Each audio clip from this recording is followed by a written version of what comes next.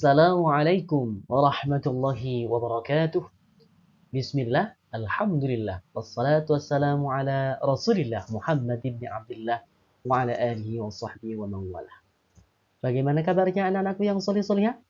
Tentunya baik-baik saja dan semoga makin semangat dalam belajar. Alhamdulillah pada kesempatan kali ini kita akan mempelajari memahami makna Asmaul Husna. Nah, sebelum kita lanjut kepada memahami makna Asmaul Husna, tentunya di sini Pak Maksum akan menguraikan daripada tujuan pembelajaran pada hari ini.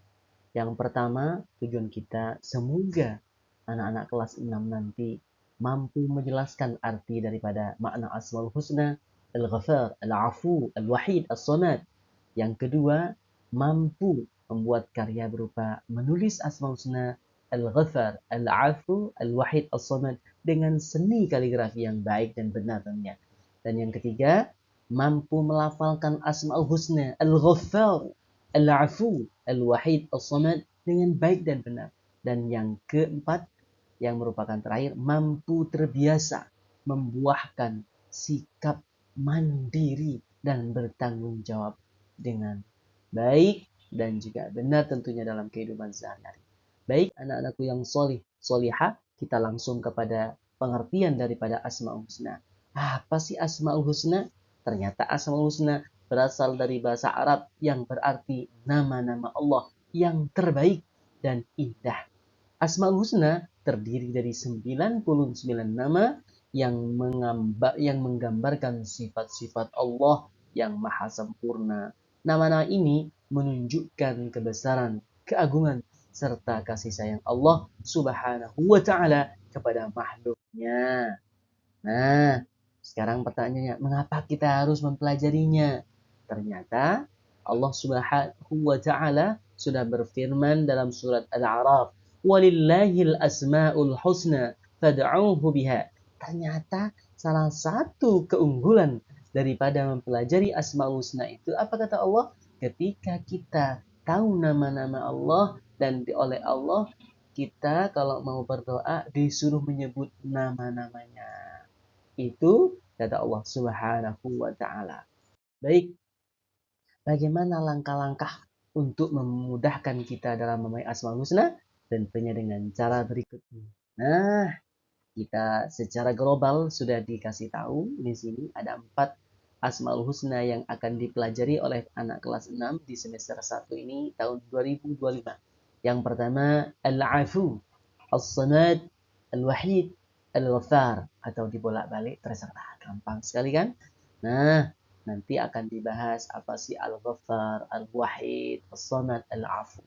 Baik anak-anakku, Al-Ghaffar di sini mempunyai pengertian atau bisa diartikan Allah Maha Pengampun yang senantiasa menutupi, mengampuni dosa hambanya yang berulang kali selama mereka bertaubat dengan sungguh-sungguh.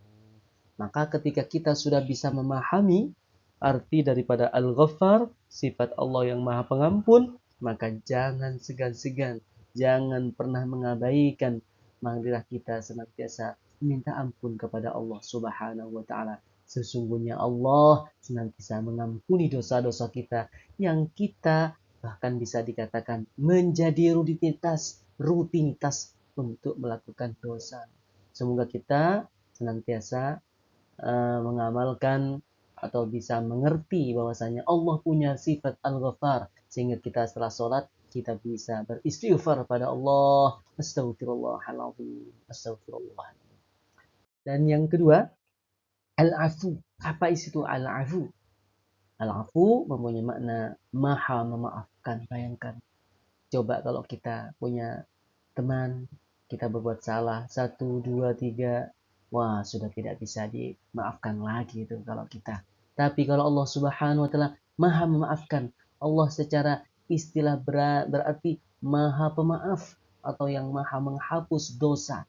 Nama ini menggambarkan Allah sangat zat yang menghapuskan kejelekan dan mengampuni kemaksiatan hamba-hambanya. Masya Allah. Maka dari itu, anak-anakku, karena kita setiap hari di zaman ini baik dari dunia nyata maupun dunia maya, kita senantiasa melihat hal-hal yang tidak baik, maka senantiasa mintalah ampun pada Allah, mintalah maaf kepada Allah, karena sesungguhnya Allah punya sifat yaitu al-afu, Allah maha memaafkan. Dan tidak kalah pentingnya, di sini Allah mempunyai sifat al-wahidu, yaitu maha esa. Al-wahid berarti Allah adalah satu-satunya Tuhan. Tidak ada sekutu, tandingan maupun yang menyerupai dalam segala aspek keilahian dan kekuasaannya. Sebagaimana yang telah disabdakan, yang difirmankan oleh Allah Subhanahu wa taala, "Qul huwallahu ahad." Katakan Allah itu satu. Katakan Tuhan itu satu. Maka di sini sebagai siswa, sebagai siswi kita harus tahu bahwa bahwasanya Allah itu hanya satu. Maka kalau kita mau meminta pertolongan maka hanya kepada Allah, karena Allah tidak ada tandingannya, karena Allah di sini hanya Allah sajalah yang mempunyai kekuasaan mutlak yang tidak ada tandingannya. Dan yang terakhir tentunya yaitu as-samad. Allah maha dibutuhkan, yang maha dibutuhkan dan yang maha menjadi tumpuan. Allah yang tidak membutuhkan apapun dari makhluknya, tetapi semua makhluknya membutuhkannya. Allah yang berdiri sendiri, tidak bergantung pada apapun atau siapapun. Maka dari ini, anak-anakku, senantiasalah berdoa kepada Allah. Semoga kita senantiasa setiap hari dikuatkan iman, senantiasa kita ini dikuatkan senantiasa dikuatkan keimanan, keislaman, dan senantiasa punya yang namanya sifat himmatul azim, yaitu senang belajar. Masya Allah. Dengan setelah kita tahu bahwasanya Allah itu memiliki sifat as-samad, maka kita bisa mengaplikasikan setiap hari-hari sebagaimana tadi Allah maha dibutuhkan. Kalau kamu banyak dosa, maka kamu minta ampunlah kepada Allah. Kalau kamu banyak kesalahan, minta maaf kepada Allah Subhanahu wa taala dengan menyebut nama-nama Allah dan mintalah istighfar dan istighfar kepada Allah Subhanahu wa taala.